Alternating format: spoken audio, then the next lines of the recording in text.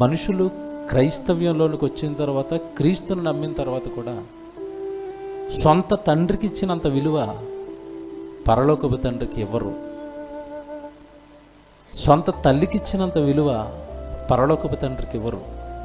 సొంత కుటుంబానికి ఇచ్చినంత విలువ పరలోకపు తండ్రికి ఇవ్వరు అని ఖచ్చితంగా నేను ఎలా చెప్తున్నాను అంటే, వాళ్ళ కుటుంబాలకు సంబంధించిన పనులుంటే ఖచ్చితంగా దేవుడి పనిని పక్కకు తోసేస్తారు.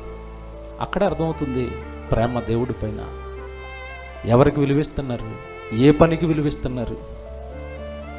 నేను తండ్రిని అయితే నాకు రావాల్సిన ఘనత, నాకు ఘనత కావాలి. మిమ్మల్ని పుట్టించినందుకు నాకు ఘనత కావాలి.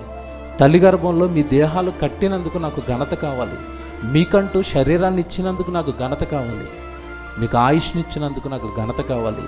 భూమి మీద మీరు తింటున్న ఆహారాన్ని నా కష్టంతో పండిస్తున్నాను, అందుకు నాకు ఘనత రావాలి.